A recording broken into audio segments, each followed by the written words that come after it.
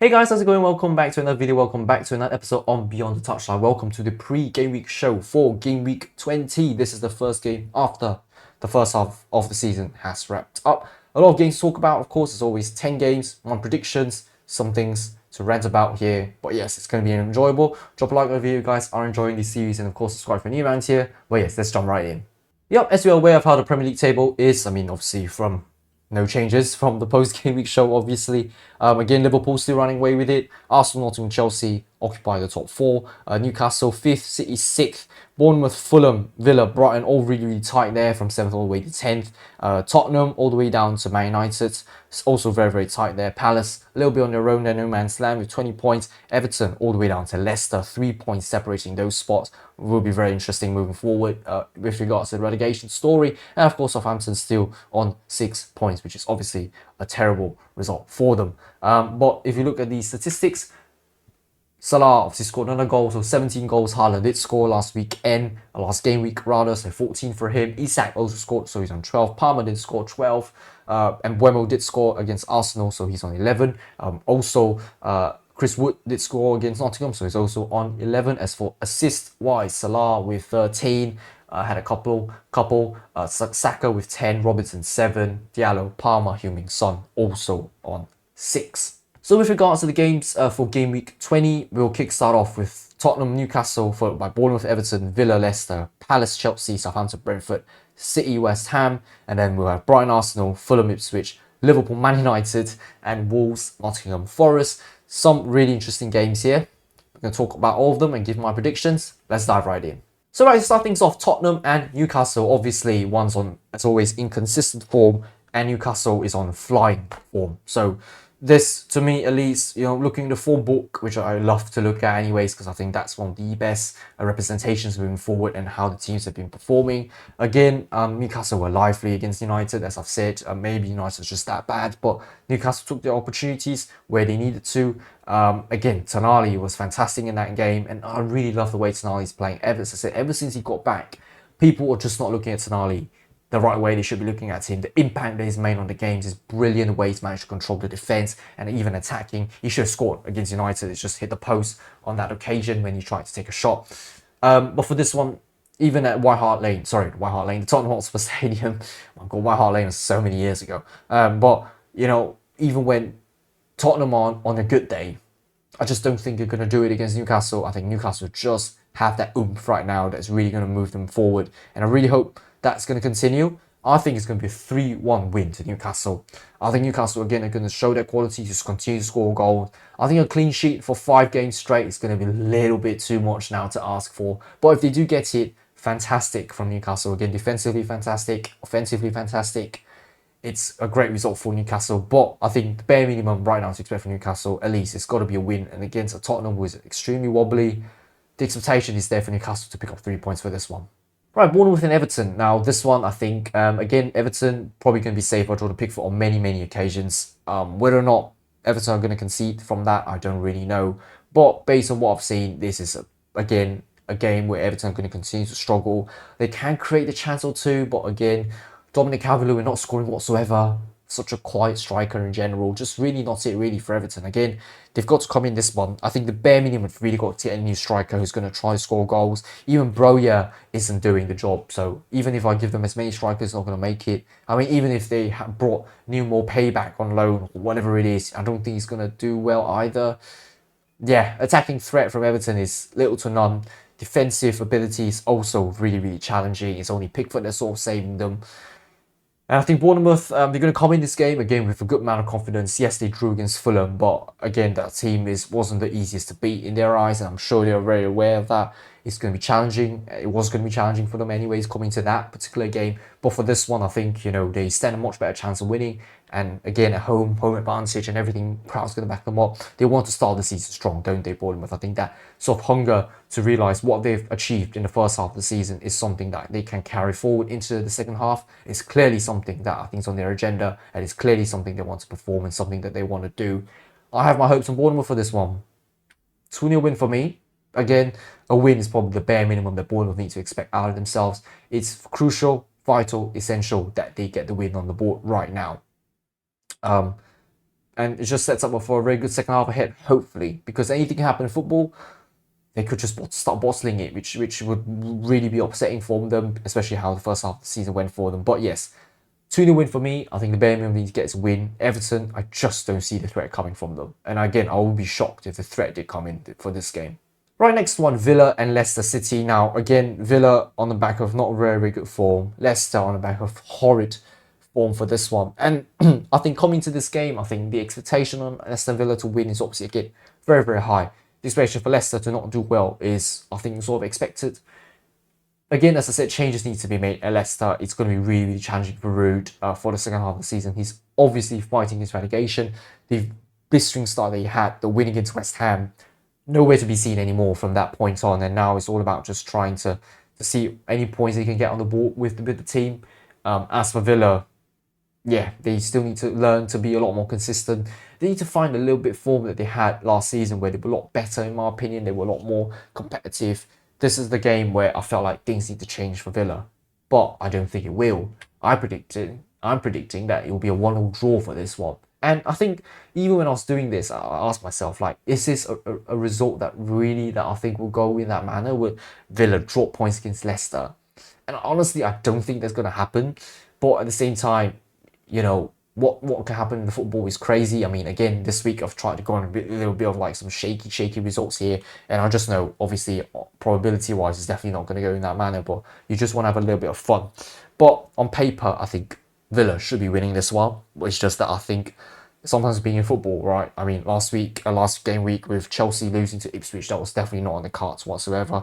And I just think maybe this one is another one of those, you know, not on the cards kind of result. And it would shed a lot more problems on Villa. Yeah, I just think, I don't know, man. I don't want to, I'm not even defending myself, but it's a prediction nonetheless. As I said, on paper, Villa should win. But maybe, just maybe, it could be a draw. I don't know. Right, Palace and Chelsea. Now, for this one, again, Chelsea on very, very good form, right? And they want to start the season strong. They want to start the season competitive. And don't get me wrong. Again, I have to reiterate that Chelsea have had chances to win the 3 games. They've just not been able to get it in. They've just not been able to convert. They've just not been able to get the ball at the back of the net. Even Jackson's had misses against these clubs. And again, you don't really want to miss very, very good chances, right? It's almost as if you're missing a sitter. I don't know if this is going to continue or how long it's going to continue. As I said, you know, ultimately you want to hope it's a wobble, but whether or not it's a wobble is not for us to decide. It's more like for the team to show to themselves that they are not in a wobble, right? And I think coming into this game, it's going to be very, very difficult for Chelsea to have a good amount of confidence. I think Maresca is going to start to scratch his head a little bit and question if this sort of wobbly form is going to continue. And in the event that it does, it's really not going to be a very positive thing for Chelsea altogether. And they know themselves, right? They need to be able to pick up results from now on. As I said, it's not about fighting for the title. It's about just trying to be as competitive as they can. They need to learn to be competitive and take this learning point into next season. Maresca needs to be in these positions a lot more so that he's able to prepare the squad better. It's just like how Arteta, you know, being in that position for a couple of years now. Yes, not really doing it, not really getting the final touch. Same thing with Jurgen Klopp. Fought with Pep for so many years, only managed to beat Pep once. It's these sort of positions that Chelsea need to grow themselves back in, you know, bring themselves back to these sort of positions. Try the best to you know, try to, you know, get the results over the line. Try to be as competitive as they can. That's their aim, right? And obviously for Palace's aim, they just want to be the best they can on the field to try to get the result. And they know it's going to be really challenging, and despite being at Selhurst Park, which is known to be quite a treacherous place in my opinion. I mean, not as bad as Stoke, but you know, against Chelsea, you know, they want to do whatever they can. Based on the results seen, maybe that's not going to happen. I think a bit apprehensive coming to this one, but I've predicted another 1-1 draw for this one. Somehow I think it's going to be another shock result, and Chelsea are going to scratch their heads again. But again, realistically speaking, it shouldn't happen. It shouldn't happen, but it can happen. Not for me to say, not for me to judge, but this is just my take on that. I don't know what to say about this one. Yeah, we'll see what happens with this one too. Right, Southampton and Brentford. Now, again, what's going to happen? The game's going to happen for sure. You know, this one, again, Southampton, Ivan Juric is going to try his best, again, I feel, at least, you know, to do what he can to help Southampton be competitive in games. As for Brentford, obviously the back of the defeat against Arsenal, they will want to do something about it as well. They know that they can't afford to lose many more games anymore moving forward, and they know that they need to be as competitive as they can in games, and they know that they need to be consistent if they want to be in a better position in the Premier League. How I think this game's going to go, I've went for another shock result here. Again, maybe I'm putting in too much faith on Southampton here, but I feel a win is a long time coming for them. And I just want to be a little bit more positive on the onset of how Southampton have been playing. They've not been playing badly. And the two games that Ivan Juric has taken charge of, it's not too bad. I think people just don't realise that sometimes, yes, football, we look at results ultimately, but we're looking at the way the teams are playing, the way they're shaping up goals, the way they're attacking, the way they're defending. It's not the end of the world for Southampton. Yes, they're still conceding goals for sure, which is bound to happen considering the stature of their team. But I think it's not the end of the world, and maybe this is the game they turn around. But if they don't get a result, which I honestly think is, again, asking a bit too much here, tall order for them. But if they don't get a result in this one, then I think it sort of starts to make sense for me to sort of go back to a little bit of original, being a little bit more normal, or rather not going too risky with my predictions. I'm saying Southampton will start to get points, but they obviously need points. I mean, I think, as I said, the season this year likens to Sheffield United last year, where it's just clear that bottom of the table, that's pretty much it. That's sort of where they stand. But I just don't think Southampton are a really, really bad team. They just need to find a way to get this team together, to gel together, and to try to get results. As I said, the Southampton that I've seen when I first started supporting football, they were fighting for European spots, and now they're fighting against relegation back to the Championship again. It's just like fallen the soldier, really, Southampton here. But for Brentford, realistically, I just don't think they're going to get a defeat here, but it could happen. But any draw points again for Brentford for this one, I think they would want to kill themselves, because I think this is a very winnable game for them, and they know they want to get at least a win on board to kickstart their second half of the season properly. Yeah, I think that's what Brentford want to do. But I mean, based on my predictions, I'm predicting otherwise. So we'll see how this game goes. But again, realistically speaking, Brentford should be picking up a win for this one. So again, for the last 3 games, I'm going very, very crazy with the results. It could go my way. It might not go my way. We'll see what happens for the 3 games. Right, City West Ham. Now this game is very interesting. Obviously, West Ham on the back of a final thrashing. City on the back of a 2-0 win. And of course, my 2 favourite clubs. I really want this to be the nail in the coffin, to just ask Lopetegui to leave. I just want City to win this one 100%. And as I said, regardless, whatever it is, I'd still want City to beat West Ham. I still prioritise City over West Ham. And I just, because of the fact that West Ham are not really fighting for anything right now, and they're still in like no man's land in my opinion, but City, they need to try to get their form back up. I'm putting a 2-0 win here. Getting a clean sheet again for City. Wow, that's crazy. But considering how diabolical West Ham have been defensively at times, it sort of makes sense to me that even when West Ham are attacking, we're still able to probably defend that and still score maybe 2 goals against them. I mean, both teams are on really not very good form, obviously, despite the quality disparity being that huge. I really want City to win this one. And obviously, I think my confidence is sort of there with them, simply because of how West Ham are performing lately. I just don't think West Ham are really going to do it. Yes, don't get me wrong, prior to Liverpool, they've been unbeaten in the last 4, right? But the game against Liverpool just shows again how vulnerable they can be and how bad they can be. It's not about just Liverpool are just that good. It just shows and suggests to me that that's exactly how it is for West Ham. You know, we as fans, I think we were treated to a really good 4 games, 4-game unbeaten run. And that sort of gave us hope about what Lopetegui could give for us moving forward. But the game against Liverpool, that to me just shoved us back to reality. And it just shows that, again, it's clearly not working out. We're not getting the consistency. We're not getting that fighting spirit that we want really out of this team. The fact we've been pushed so far back, it's really not good enough. And, you know, I really need a better manager coming in, to be honest. And I think I want Moyes to be back. I think I've said this in the previous video as well. But I don't think it's going to happen. It might happen, but I really doubt it. Yeah, but I just think City stand a bad chance of winning on paper, and statistically, they really should be winning City. I think 2-0 win is a good result, and I think it should be the nail in the coffin for Lopetegui. I don't know how long Steve's going to stay, to be honest, and even then also, I don't really know what new manager West Ham are going to bring in, but definitely a season to forget for both clubs. this season for sure, unless somehow things change drastically. But yeah, I think this is how the game's gonna go. I think I'm gonna watch this game. I want to watch this game, and even when City score, I mean, I think people asked me this question before, like if City play against West Ham and City do score, do I celebrate?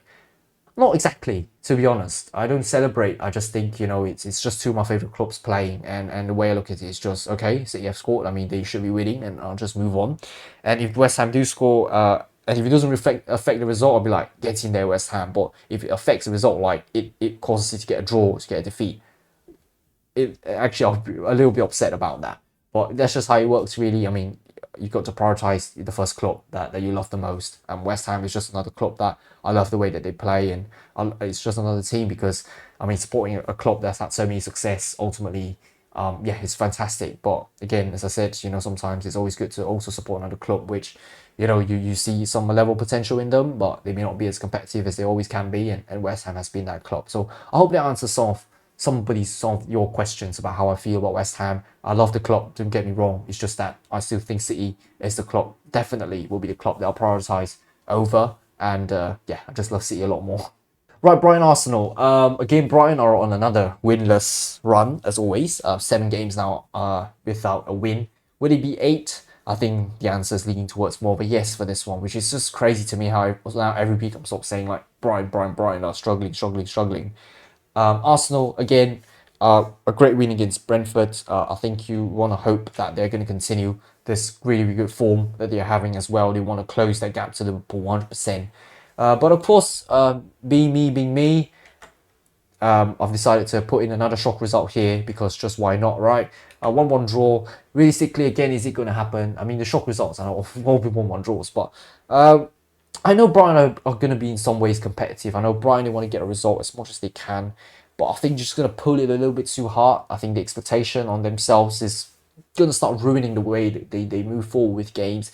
I think the manager might be starting to overthink a lot because, to have this long winless run, they want to change something within the team and they want to be a lot better. But the reason why I decided to put in 1-1 draw is simply because of the fact that, I just think maybe Arsenal will just not be able to cut it, which honestly speaking sounds ridiculous considering the fact that they've just scored that many goals over the past couple of games, been so free-flowy attacking, and defensively they've been pretty solid as well. Arsenal have been known, I guess, over these past few years, especially under Arteta, to really reek in this massive results here, like big scoreline kind of results. And so I think this result is going to be poor for Arsenal. Again, realistically speaking, Arsenal should be wiping Brighton off the park here. And definitely Brighton will expect themselves to go another game winless. Again, difficult for Brighton, I think. I don't really know how to look at this game for Brighton, but they just need to hope that they're somehow going to get a result this one, which I think it's just my opinion, it's not going to happen. But we'll see what happens with this one. I'm going to be quite intrigued. As I said, Brighton are going to be competitive. Just the quality difference is just too much for them to handle. That's my opinion. Right, next game, Fulham and Ipswich. Of course, Ipswich on the back of a 2-0 shock win against Chelsea. Confidence, I think, is going to be the same coming in. They know that it's not going to be easy to pick up wins. They know they've got to try their best week in, week out, game in, game out, just trying to get results over the line. And Fulham, they still want to continue their really, really good season so far. They know that they want to win, of course.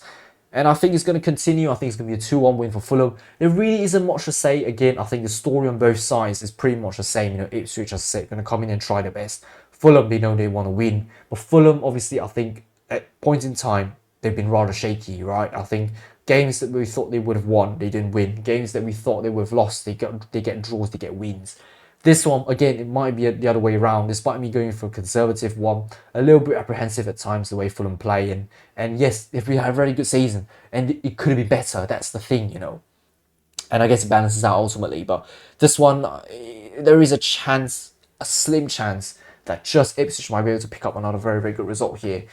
Might happen, might not happen. I really don't know. Again, we'll observe the game, how it's going. But again, on paper, Fulham should win this one, without a doubt. Fulham have no excuses, in my opinion, to drop points against Ipswich, despite Ipswich being very competitive, as we always know. But these are the sort of games, in my opinion, where you just have to pick up a win here for them. And if they don't, I think it's just going to be a very poor result for them in general. But yeah, that's my take on it for this one. Right, next game, Liverpool, Manchester United. A lot of memes have been spreading on the internet for this one, considering how Liverpool have just been relentless, have been ruthless.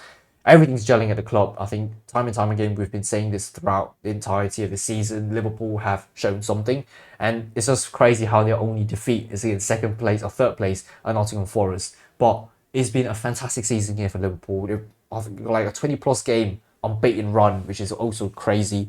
And against Manchester United, we genuinely believe that's going to continue. We just don't see how Manchester United are able to perform against Liverpool. That would be crazy. I'll be very shocked if that happens because I just don't think it's going to happen. I think obviously 7-0 is probably not going to happen again. I mean, looking at this, it could be, but I just don't think so. Oh my God, imagine if it does again. That would be crazy. But Man United, no, I just don't think they're going to cut it. It would be crazy if they do. I think that will be the shock result, not just the weekend, I think of the whole season so far, when you expect such a thumping Liverpool to just bash through their opponents in every single game, and suddenly you come out with Manchester United and be like, get belittled. It's just not going to happen in my eyes. I think that's really asking too much from Manchester United. And again, as I said, when we consider them, I wouldn't say relegation threatened, but really just lowly positions now that they're fighting for. I just don't think they're going to cut it against Liverpool. I'll put a conservative 3-0 win here. It sounds funny, conservative. It's the number of goals I'm talking about here. I think, again, as you can tell from my tone, my voice, the expectation of Liverpool is extremely high for them to pick up a win. Again, if they don't, it's a shock, 100% a shock. Even if it's just a 1-0 win, I felt that may have not been very convincing considering how I think, they really should be sweeping United off the park again, off the floor of the park, whatever you want to say about that. But, no, just Liverpool absolutely have got to win this one. They've got to see this as a game that they've just got to win. It's just another game that got to get a result and sort of move on and continue to extend that gap. I mean, based on what the results have been predicting, I'm expecting Liverpool to continue to increase their gap ahead of Chelsea and Arsenal. So at this point, I'm sort of predicting Liverpool to even be more convincing moving forward, which I think just completely makes sense, again, considering the form and everything. They've been relentless, as I've said, and they've been close to perfect. It's been a great season for Liverpool, and we've got to give credit where credit is due to Arne. I had my reservations coming into the season. I'm just not too sure if he was going to do well.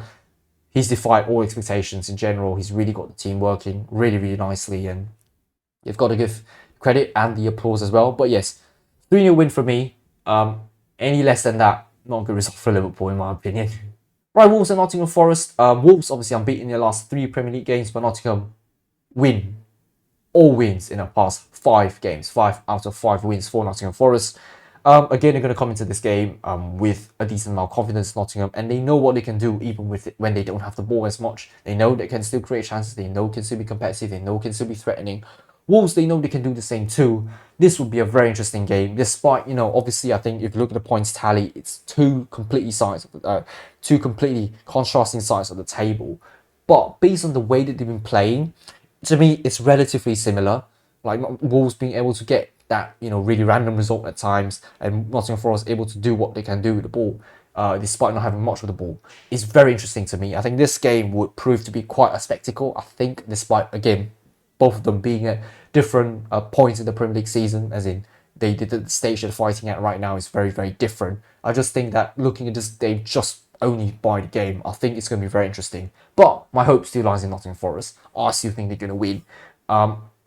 If they don't, again, it would be a little bit disappointing in their eyes. And Wolves, again, to continue the unbeaten run is going to be very good in Pereira's point of view. Again, it obviously helps them to get some ways out of the relegation zone, of course. But otherwise, I think Nottingham Forest should win this one.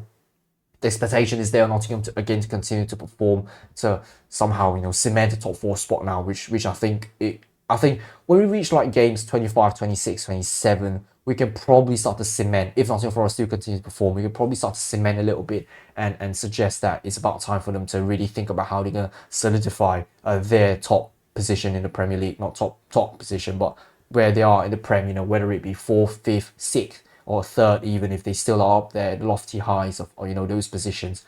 Once he reaches that stage, I think we can start to consider to see how they can try to start to solidify, because it's just been that good of a season for them, Nottingham. But for Wolves, I just don't think they're going to challenge Nottingham much for this one with regards to getting the win or even getting points off them. But who knows? I mean, it's football. Things can happen. But that's my take on this one. And that'll be it, guys. Thank you very, very much for watching. And of course, as I said, I am absolutely looking forward to the second half of the season to see what stories that can be made, what stories can be written. A lot of question marks obviously coming into the second half, and any new signings, will that change the landscape of how the Premier League goes? Maybe, and I also would like that to happen, but we'll see what happens essentially. As I said, I'm really enjoying the season so far, even though my clubs aren't performing very well, but I think it's still a very, very good season. We have to agree with that. The season has gone in a lot of ways that we didn't expect it to go, and that's what I love really about it. But yeah, drop a like on the video, guys, if you have enjoyed this. Of course, get discussing in the comments how you think Game Week 20 is going to go, and of course, subscribe if you're new around here. I will see you guys next time. Until then, goodbye.